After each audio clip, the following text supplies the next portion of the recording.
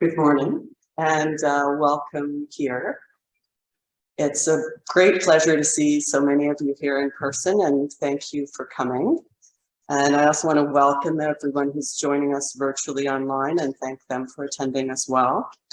And thank the three speakers who are all here in person, Giuseppe Papia, Barbara Haas, and Abhaya Kulkarni. So we'll hear from them after I give you a few brief remarks to begin with. First of all, please join me as we acknowledge the land upon which we have the privilege to meet today. The University of Toronto operates on land which for thousands of years was the traditional homeland of many Indigenous peoples, including the Anishinaabe, the Mississaugas of the Credit River, the Haudenosaunee, and the Huron-Wendat, and is still home to many Indigenous people from across Turtle Island. We recognize the work of the Truth and Reconciliation Commission and uphold its 94 calls to action. Over the past 2 months as your new chair, I've become even more aware of the debt we all owe to our immediate past chair, Dr. James T. Rutka, who helmed this department for more than 12 years. Under Jim's leadership, the U of T Department of Surgery achieved the distinction of being ranked #3 internationally as a surgical department, beating out the University of Pennsylvania and outflanked only by Harvard and Johns Hopkins. This was a major coup for Jim, but of course, the credit appropriately goes to all of you. Altogether, you publish more than 1,500 papers and secure more than 150 million in grant funding per year. You are what makes this a renowned and world-class Department of Surgery. I want to thank Michael Failings, who has been our Vice Chair of Research for the past 9 years, and all of the other members of the Research Committee for promoting and enabling this amazing research productivity. And a special thanks to 3 of our other Vice Chairs, Ori Rothstein, Avery Nathans, and Shaf Kashavji, for everything they do in their respective portfolios to support excellence in academic achievement in this department. Another key driver of our global ranking is the philanthropic support that members of our department garner to support our academic mission. Again, Jim Rutka, together with his wife Mari, has led the way with a landmark donation in support of our surgical scientist training program. This is a good time for me to announce the creation of a new vice chair position created with the support of Dean Trevor Young and the Temerity Advancement Office. Tom Forbes has agreed to help foster deeper sustained relationships with alumni and donors as we go forward and reach for #2, perhaps even #1. I also want to update you on some recent additions to our fabulous administrative staff at the University Department of Surgery. Replacing Stephanie Nielsen, who retired as communications officer in June 2022, we welcome Sahar Gandor, who recently moved to Canada with her family from Lebanon, and Sahar's right here. And replacing Nancy Sommer, who retired in May 2022, we welcome the ever-energetic Chriselle Evangelista. And if you haven't had emails from Chriselle, you will be, lots of them in the near future. Chriselle's at the very back waving there. And after years of dedicated work with our undergrad education coordination, Lina Liu has moved on to another position elsewhere in the Faculty of Medicine, and we now welcome Rong Chen to this important role. Fortunately for all of us, the rest of this amazing crew of dedicated professionals remain in their current portfolios. This team is here for you, to support you, answer questions, and provide direction to the resources that you need. This is why I want you to know their names and recognize their faces. So almost all of them are here today.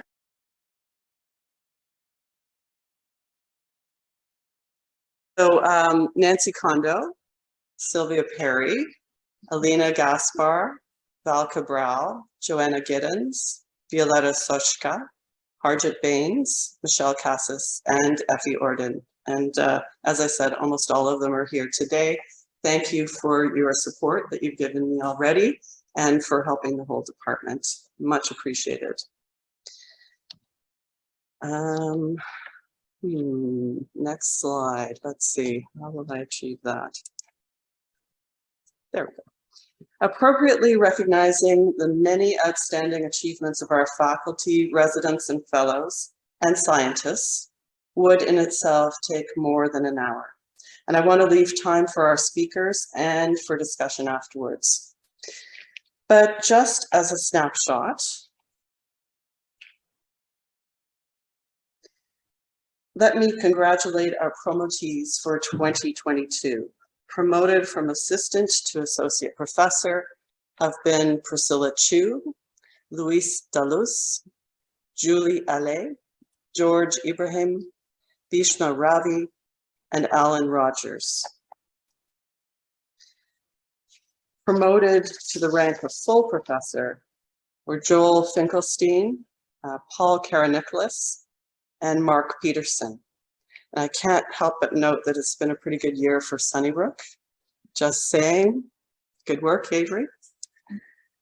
There is a huge amount of work that goes into this level of success with academic promotion. I want to acknowledge Earl Bogosh and Sylvia Perry for their leadership, as well as the other dedicated promotions committee members you see here. I would like to point out to you an opportunity to learn and grow as a new or established faculty member at our combined Faculty Development Day on November 11th. The morning program will focus on humanism in medicine, and then the afternoon program, which is just for the Department of Surgery, will include some useful workshops and some provocative titles, as you might see. So plan on attending that if you're in town. I want to thank our Vice Chair of Education, Najma Ahmed, together with all of these members of the Education Cabinet for putting together an enticing program that we'll all benefit from. By this point, you may be thinking, this is all sounding pretty positive. What happened to the hard truths? And this brings me to our major focus for today, which is truly my immediate top priority for our department. In the past 2.5 years, we've all experienced disruption, distress, and many of us, actual depression. Unexpected childcare responsibilities, loss, and worry have led to varying degrees of professional disengagement and isolation. Lack of informal contact with colleagues, together with financial stress and job frustrations, have left many of us feeling raw and vulnerable. Not at all the knights in shining armor that the rest of the world expects surgeons to be. This reality is part of what has led me to focus today's rounds on faculty wellness and mental health. But there was another trigger. Many of us were deeply disturbed and even traumatized by the recent violent deaths of Alana Frick and Todd Mainprice. These events resulted in significant collateral damage amongst colleagues in our community that was not fully acknowledged or perhaps even recognized. Each of our 3 speakers is going to talk about different aspects of wellness and mental health, specifically in surgeons and specifically in our department. So Sylvia, maybe we can get Giuseppe's talk ready. Giuseppe Papia is our new Director of Wellness for the Department of Surgery. And he's going to kick us off by talking about how the people in our Department of Surgery feel at the moment. Thanks, Giuseppe. Thank you.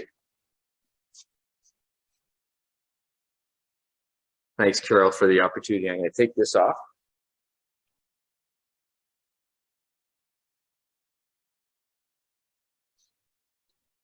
Yay. All right, we'll just click on it. Oh, great. So good morning, and thank you for the opportunity to present our data. I was given very specific instructions to concentrate on our hard truths, no sugarcoating, and I'm taking a look. 10 minutes. I was told 10 minutes, which if anybody knows me, is always hard to keep me on time.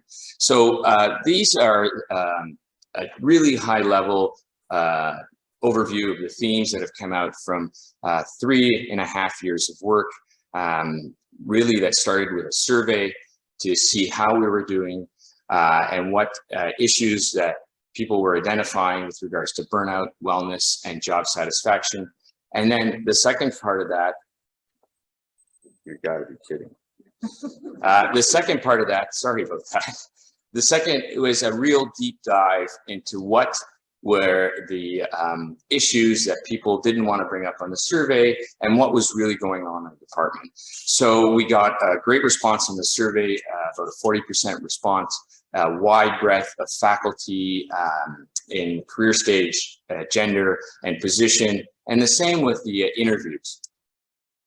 This is to acknowledge that this was really due to the support financially and everything otherwise by Jim, Najma, and Avery that supported the work from their own budgets so that we can make it happen. And really, the qualitative part was done by the experts, was not done by us. Clara Wanado-Prats and Janet Parsons are outstanding qualitative researchers. They did the interviews, they coded the data, they have analyzed the data, we're still analyzing the data.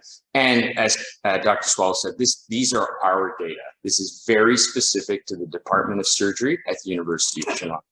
And this is our team, the driving force, really Ori Rothstein and Joanna, who makes everything happen. And so I will keep on time. How are we doing? This we presented before when we surveyed our faculty based on the survey data from the American College version of their survey. About a third claimed to be depressed or hopeless more than once a week, emotionally drained more than once a week, 60%, and 27, so a third, said that their emotional health interfered with work productivity within the previous month of work.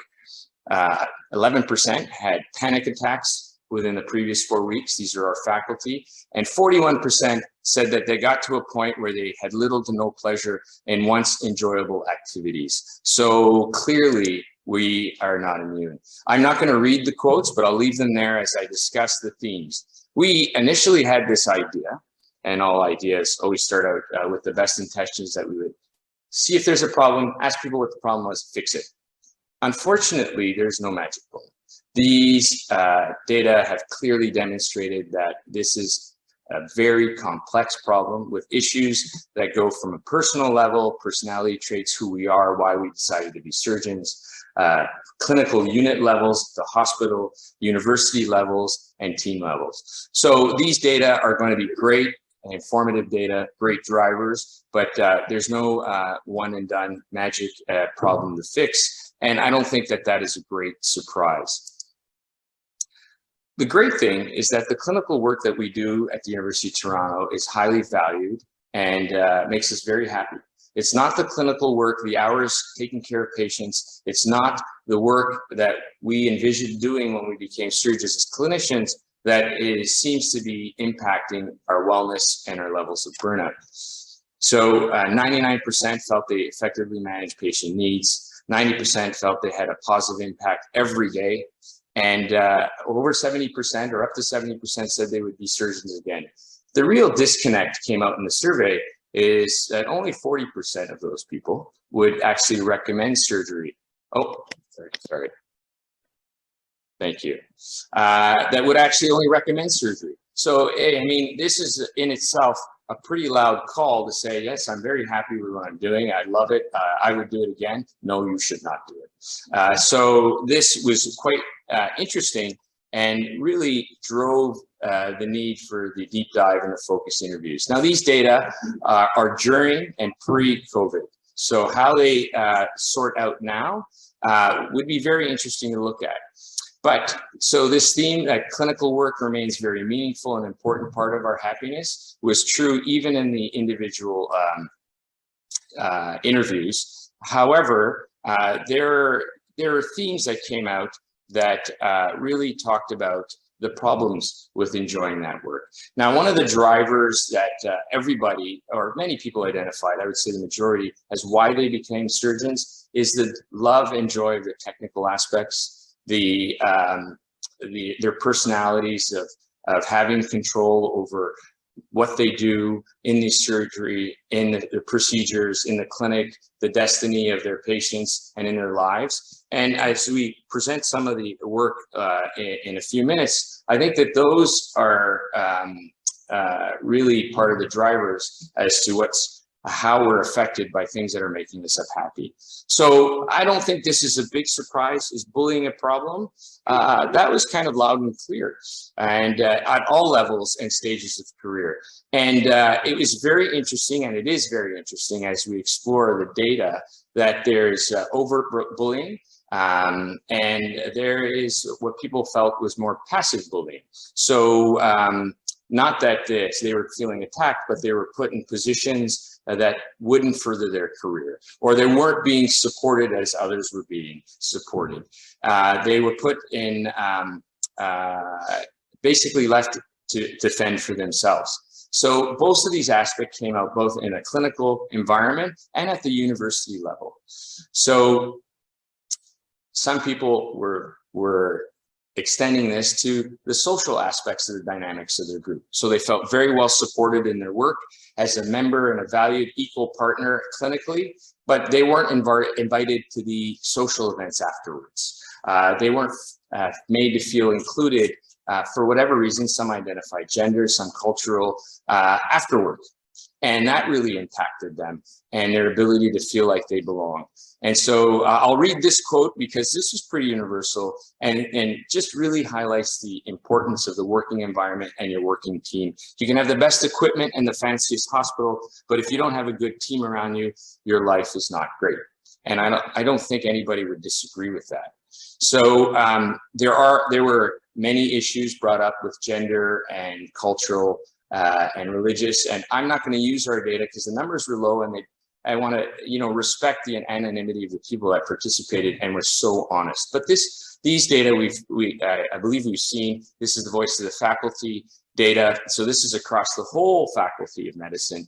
Females were twice as likely as males to experience discrimination and to experience it more often.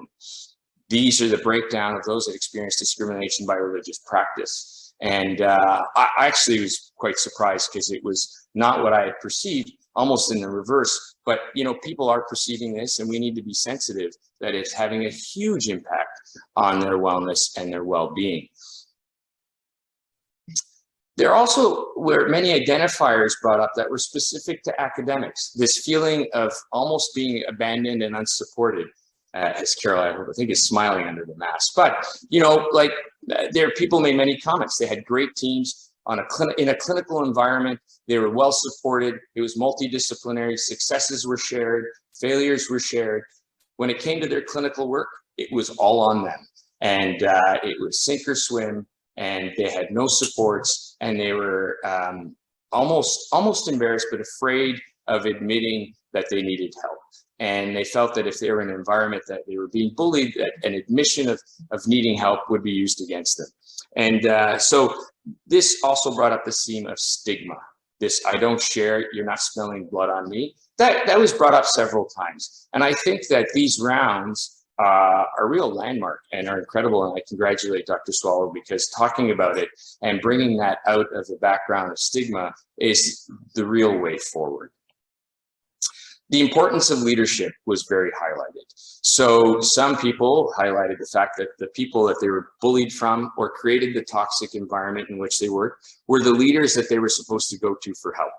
And they felt that there was no real support because some of the comments were on the line of, we sign all these documents on professionalism, we declare what is unreasonable behavior, and then it's tolerated, and there's no mechanism to hold people accountable. So they actually don't believe it. And so, but they also brought up the importance of leaders that fostered a safe environment. And that was very positive for some people. So this is varied across the university and the hospital units. But I thought this was very interesting. So this is a particular leader that is very outgoing and make sure that their division and their members have a safe environment, but they neglect themselves. I tell my team to look out for each other if they feel burnt out, but I never talk about it myself. So again, it really highlights these things that we can all look for and that are having a real impact on our wellness.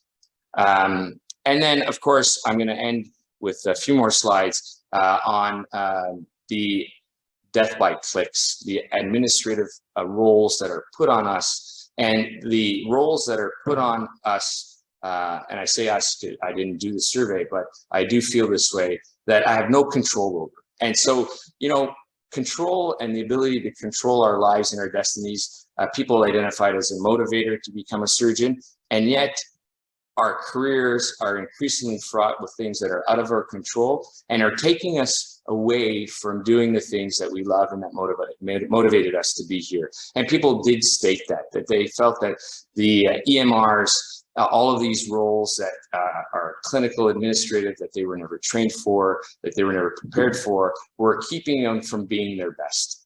And then this also held true for academic work, and specifically people made comment around promotions. We really need to reconnect our faculty to the value of being part of the university and remind them, at least we need to address the fact that we need to find value in that and why, because many people just stop seeing the point. And I think that was not uncommon.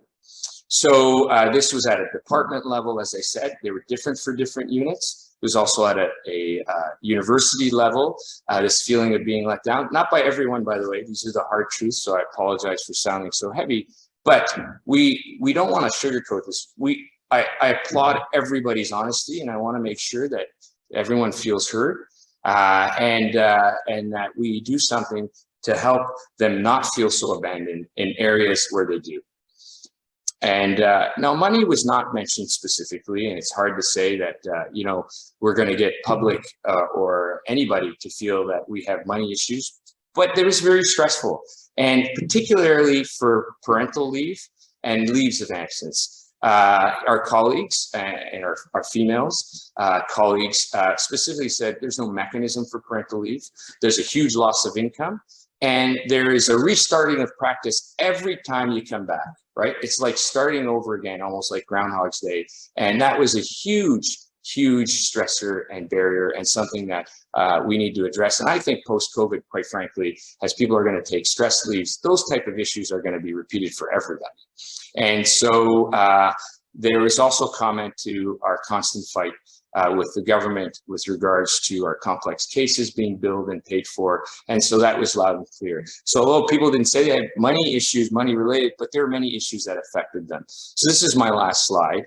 And this is very quick. The data set is very robust, and we're going through it, and we look forward to sharing it in a meaningful way that we can have impact. But people love being part of this department. There is much joy associated with the work, and people that work with collegial teams, it's a great benefit to them. We have personality traits that interact with our environments that affect us all differently, and their organizational leadership plays a big role. Bullying and harassment's a big role, and this intersectionality of race, gender, and power, and this almost generational struggle, that's all come out that we will be exploring. So thank you very much. Awesome.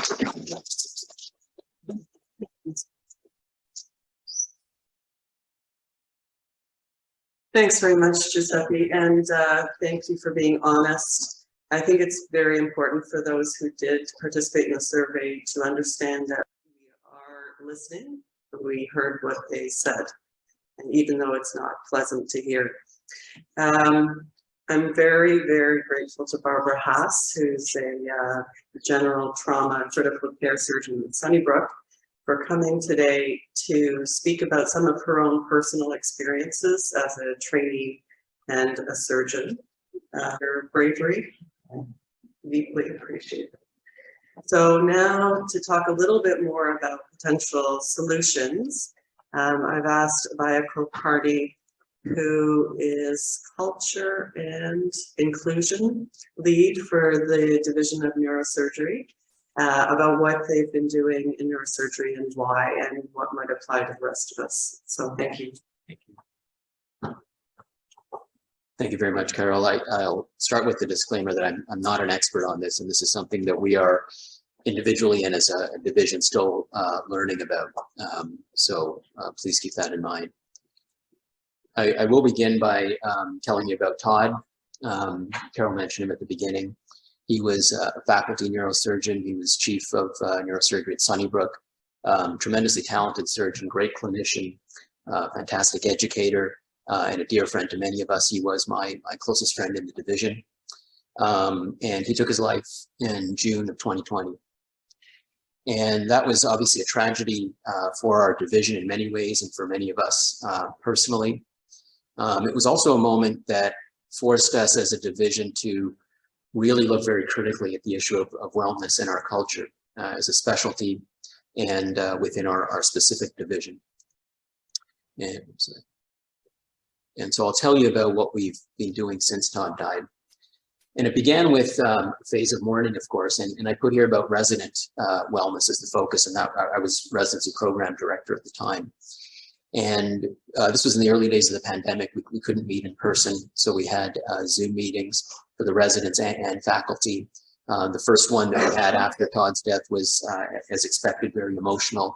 Lots of tears, but also lots of laughs as well as we shared Todd's stories, of which there were many. We had more meetings like that.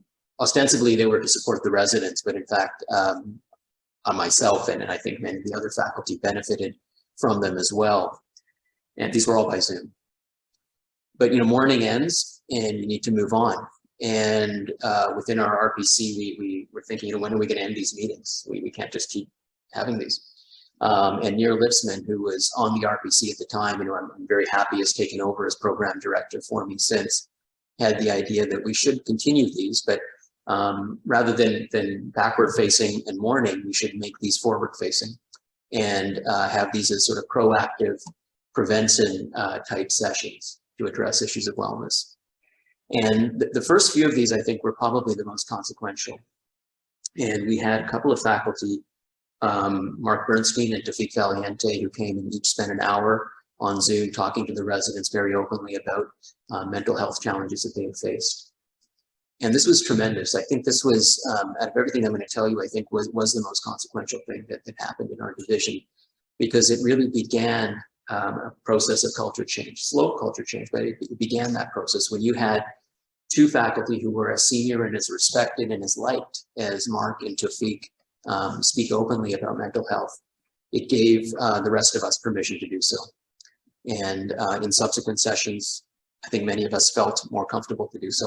I was more open about issues that I've dealt with, and some of the other residents also quite openly talked about it during these sessions. And so I owe a great debt of thanks to Mark and Tafik and to Barbara for what she said today as well. I think these types of open discussions are crucial. So thank you very much. Since then, we've continued these meetings, and they're sort of monthly Zoom sessions, typically Thursday evenings. Voluntary attendance, we call them family meetings for our residency program. And Nir has continued these as program director. We have a portion of the meeting that's sort of open forum for people to discuss what they want. And then we also usually have a topic focus related to something about wellness and culture. And I've just listed some examples here. We often distribute an article, whether it's in the popular press or academia or Harvard Business Review or something related to these topics, and we have a discussion about it. I should say, sorry, just to go back, there's an important point about this, from the culture perspective. One of the most important ways that the open discussion has helped is that, aside from discussing these in our meetings, It's also made it acceptable for us to discuss these privately amongst ourselves. And a number of residents have come to me in the last couple of years to talk about and ask for help in situations of mental health difficulty and challenges. And wasn't this that they came to me, but probably more important, they went to other faculty as well in our division, and they spoke to other residents in the division, and were able to get help, I think. And that was something I could not have imagined happening a few years ago. In 2021, we added faculty wellness to our focus, and this coincided with Galare Zadeh taking over as chair of our division shortly after Todd's death. And it was clear at that point that faculty wellness was a pressing issue for us. She created a new leadership structure that emphasized division culture, and created our division's culture and inclusion committee that Ashish Kumar at Sunnybrook has led for us. And this is a committee that includes faculty and residents, and it has a wide mandate that involves both wellness and EDI, which I think are very related, and I think each is necessary for the other. The Culture and Inclusion Committee has had a number of initiatives. I won't go over all of these, but the top three that I've listed there, I think are sort of relatively easy, low-hanging fruit to try to tackle and have been useful. So one was creating a list of wellness resources for faculty. There are resources available that many of us just don't know about. And so we went through a process of trying to collect all of these at many different levels: provincial, university, within the Faculty of Medicine, and at each individual hospital site. And so we curated this list and made it site-specific for our faculty. Ashish, along with Laura and Najib from the EDI committee of the Department of Surgery, ran some wonderful allyship training sessions for our residents and faculty separately.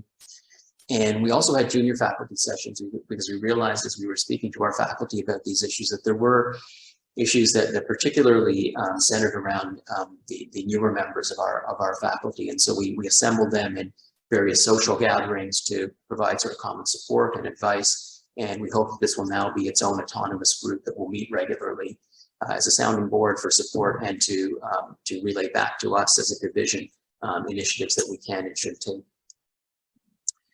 A year ago, we started a strategic plan that was focused on wellness, and it began with Julie Maggi, who's the Director of Faculty Wellness at Temerity, providing a wellness primer for our entire division, faculty and residents, just a sort of a background on the theoretical and practical basis of well-being in physicians.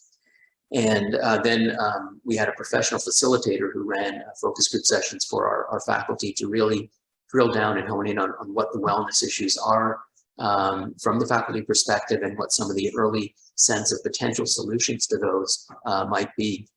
And those discussions were synthesized and eventually converted into actionable items. And we formatted them like this, where I won't go into the individual action items here, but just to give you a sense of how we categorized them. We found that they fell into sort of four major themes. One was creating a culture of camaraderie, respect, and resiliency, setting realistic expectations and boundaries, reducing financial pressure, and what we term self-advocacy. And so each of the action items fell into one of these themes, but we also subdivided this into based on who was to take responsibility for these particular group of action items. So here, what I'm showing you is the slide for the division of neurosurgery at the university.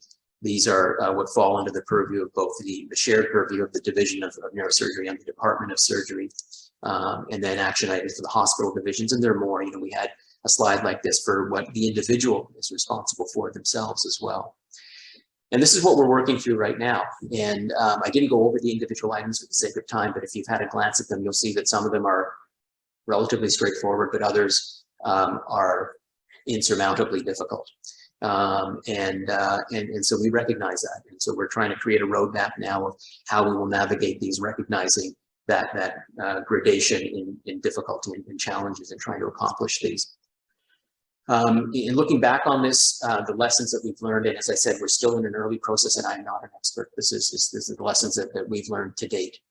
I would say what's important is understanding the culture and needs of your division, and is wellness seen as a priority.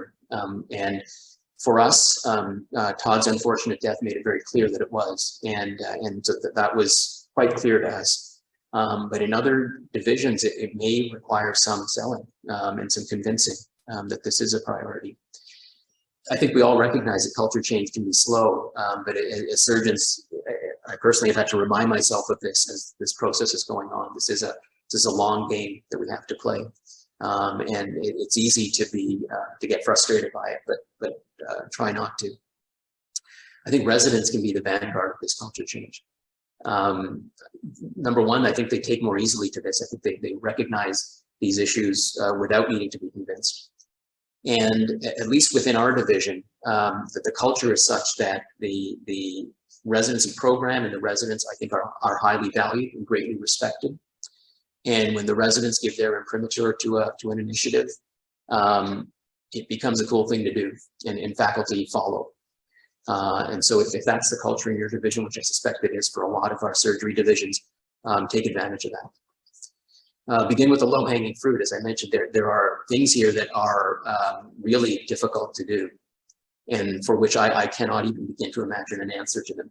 And it's easy, again, to become nihilistic within myself, and I hear this from the faculty as we try to implement some of this, that what's the point of doing these little things if you can't tackle the big things? But resist that, because I think the low-hanging fruit are there. They're things that can be done, and they're regular things that can be done that at least keep this issue, they show forward progress, number one, and two, they keep this issue in people's minds. So it's important for that. And the final thing is, you don't need to do this on your own. As I said, I'm not an expert, and whoever leads this within the individual divisions is likely also not an expert. But we have resources and people who are interested and experienced in this at the department level. Giuseppe's committee, and Laura and Najib at the EDI committee, and at the faculty level with Julie Maggi and the faculty wellness as well. So do take advantage of those because they will be very helpful. So I'll end with that, and Carol wanted me to end on a hopeful note. I don't know if I have, and so if I haven't, I'll share with you a couple of hopeful photos that maybe put us in a positive mood. So thank you very much.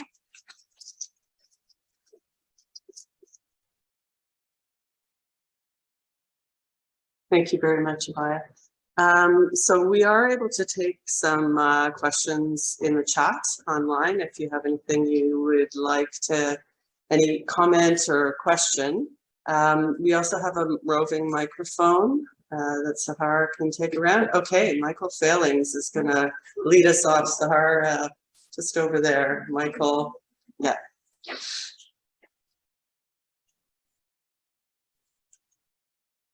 Thank you for raising these important issues, and I think kind of the first step in addressing an issue is just to acknowledge the issue and just discuss it. So I just want to congratulate everybody for doing that. And sometimes I think some of the challenges are that when you try to tackle something that seems insurmountable, it's like people what's the point? I think one of the thoughts that I always have when I face a difficult issue is that sometimes small things can make a difference, and just to try to chip at it rather than trying to go at it. And I just wonder if maybe you might just say like the small thing that you think might make a difference that you might be able to take away from this discussion.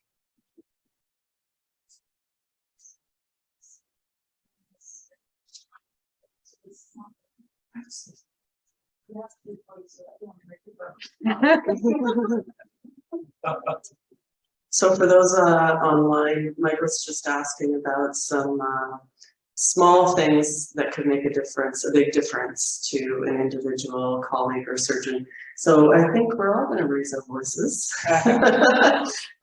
Giuseppe, do you have any questions? Okay. Small things. So I couldn't agree more, and I think that I'm going to use some stuff that I learned from Mullen Lorenz, who led some wellness leadership stuff with many people around as part of the 10-minute group. And he kept telling us connection is protection. So like the smallest thing you could do is to look around you and be aware of the situation you're in and the situation that others are in, and stay connected and to check in. Physicians are very good at helping. Ask me if I can get an appointment with Dr. Failings, and I'll send an email and see what happens, right? But I need one. Do I call him? He's not gonna, he's very busy. You know, we're very good at helping, and we're not so good at accepting or reaching out for help. So connection is protection. And I have a quote over my desk that says that in life, when you have a task, you start by doing what's necessary, then you move to what's possible, and soon you'll be doing the impossible. So I couldn't agree with you more.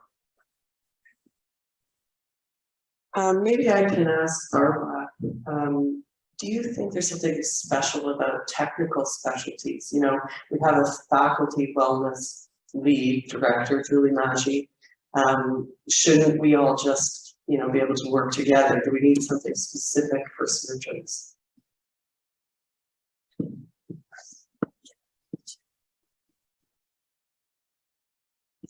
Look, I think the issue is, it's a great question. I think the issue is we're trying to fix all the problems at the same time. Like, we don't have a department of surgery with no divisions, right? Like, we have nursery. If you have colon cancer, you don't get sent to the department of surgery, you get sent to a colorectal surgeon. I think we need to differentiate burnout, general wellness and safety at work, and actual, like, Axis 1 mental health diagnoses. I think for people who need psychiatric help, sending them to some anonymous place and that doesn't know them isn't the right thing to do. I think we need to have local resources. I think we need to have quickly accessible local resources. You know, we have all these wellness committees, but which are very important, and I think do a lot of good work for 99%. And I've seen a big culture change since I started being a resident here, but nevertheless, every year I send at least one, if not two, if not three colleagues or trainees for triage to my own psychiatrist, who then sends them somewhere else. So if everything was perfect, I wouldn't be working as a local, you know, psychiatric triage committee at Sunnybrook. And so it tells me that there's still room for improvement. And I think access to someone who can quickly help and who's a physician is absolutely critical. I don't think surgeons are going to accept help. You know, they come to you and say, I have depression. They don't want to see a social worker, which is not a ding on social workers. It's a ding on our prejudices, but that's the reality that we live in. We have an online question from Chris Findell that I'll ask Abhaya to field. Sylvia. Yeah, so the question is, burnout has been related to the introduction of complex EMRs and their impact on MD workflow. Do you think there is a generational difference in how EMRs are accepted and how they impact burnout? So I feel a little inapprehensive that I don't know the data on that, and that may exist. What I will say is that I know that the stress involved in implementing EMRs. And I remember a story when we were implementing Epic at Sick Kids, and I was at a conference and I met somebody from the Mayo Clinic, and she told me that when they started implementing Epic, they had therapy dogs going to the hospital, not for the patients, but for the physicians. That's how dramatic it was. But there may be a generational difference. I personally found that with the EMR, there are actually opportunities to help us and help our workflow. So it's not universal that it's a negative feature, and obviously it's up to the individual how they react to those. But I don't know what that is going to be. It's an excellent question. I guess the question says that young people are not going to get the same burnout or young surgeons that we're going to get because of the technology. I just don't know. I don't know that the barrier of doing what you want to do and your ability to navigate the technology are different. I just don't know, to be honest. Okay, I'm respectful of your time, and I really do thank everybody for coming today. I see Ellen Hudson and Paul Walker, Robin Richards. It's a privilege to have you with us today. Thanks for being here. And thank you to our three speakers. It really I think is brave of them to come out and speak about these issues openly, and I admire and respect you for doing that. We all want to hear from you. If you have suggestions, recommendations, you want to discuss or do something, please come forward. Don't hesitate. That's the message for today is don't hesitate to speak your mind and get in touch. So thank you all very much.